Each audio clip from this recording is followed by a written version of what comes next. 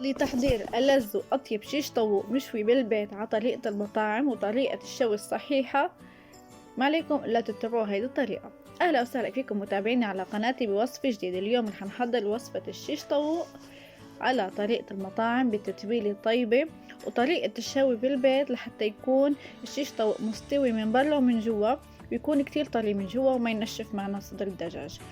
لتحضير الصلصة لازم نحط زيت نباتي، حط ملح، الكزبرة اليابسة. أكتر شي رح يكون معنا الموجود هي كمية الكزبرة اليابسة رح تعطيه طعم كتير طيبة. نحط معلقتين صغار من الكزبرة اليابسة ونحط عليهم كركم كرمال اللون، والملح أكيد، وسبع بهارات رش صغيرة، بابريكا رش صغيرة، وزنجبيل رش صغير، وأكيد ملعقة كبيرة من بهار الدجاج ورش صغيرة من الكاري. هلا رح نضيف عليهم عصير نصف ليمونة حامضة. أنا هون عم حضر صدر دجاج واحد، حطيت هيدي الكمية.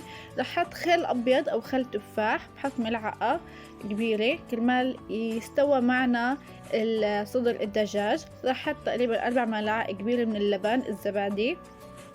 كمان اللبن الزبادي والخل بيساعدوا الصدر لحتى كتير يصير طري ويستوي معنا أسرع. هون حطيت الثوم، حطيت تقريبا 4 حصوص من الثوم حجم وسط. الثوم والكزبرة هن بيبينوا أكتر شي كنكهة بالشيش طاووق. هون رح جهزت التتبيلة، حطيت عليهم تقريبا ملعقة صغيرة من صلصة الطماطم كرمال تعطينا لون، وكمان بتساعد باستواء الدجاج. هون رح جيب صدر الدجاج، أنا عندي إياه حاطه بالفريزر هيك بيسهل علي تقطيعه. حجم قطعة شيش طاووق لازم يكون معنا حجم كبير. أولا شيش طاووق هو شكله قطعة الدجاج كبيرة، وكرمال بس وقت نشويها الحجم رح يتقلص، فهيك بس نقطع الدجاج بهيدي الطريقة. هيدي هي الحجم المناسب. قطعته على شكل مكعبات. متابعيني، إن كنتم أول مرة بتشوفوا هيدي القناة فيا ريت تضغطوا زر الاشتراك وتشتركوا في القناة وتفعلوا زر الجرس، واعطوني رأيكم بنهاية الفيديو بالتعليقات، ولأي استفسار اكتبوا لي بالتعليقات ورح جاوب بسرعة إن شاء الله. هون لازم ننقع صدر الدجاج بالتتبيلة أقل شي تقريبا مدة 5 ساعات. إذا عندك وقت أكتر فبيكون أكيد ألذ وأطيب. تبلوا كتير منيح بالتتبيلة حتى الكل يتشرب النكهة. هلا هون رح نرجع على طريقة الشوي. طريقة الشوي اللي رح اعطيكم اياها اليوم هي طريقة شوي ما بنتخلص من المي الموجودة داخل الدجاج. بس تتخلص من المي داخل الدجاج هيك بصير عنا صدر الدجاج كتير ناشف. نحنا بدنا قطعة الدجاج تكون طرية معنا من جوا ومستوية كمان حتى لو كانت قطعة كبيرة. رح اجيب الصينية اللي رح اعمل فيها الدجاج، اشوي فيها الدجاج، بحط عليه شوية زيت نباتي لانه نحنا عنا بالتتبيلة في زيت نباتي. بحط عليها شوية سمنة لحتى ننكه الدجاج وننكه زيت القلي، ما يبين الدجاج عنا انه هو مقلي قلي. هيك دهون كتير منيحة. شوية سمنة مع زيت النباتي. رح اجيب شياش الشق او السيخ الشوي.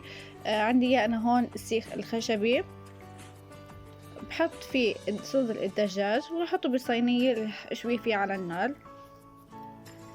صراحة انا ما كان عندي سياخ خشبية للشوي كتير، فعندي كان بس هول، هيك حشلتهم ببعض وحملتهم بس 3. بس انتو اذا عندكم اكيد شاش اكتر فرفدوهم بيطلع شكلهم احلى.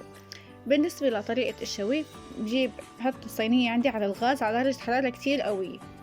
لازم جيب شي اكبس فيه صدر الدجاج لتحت بعدين بقلبه اول تقليبه برجع بكبسه.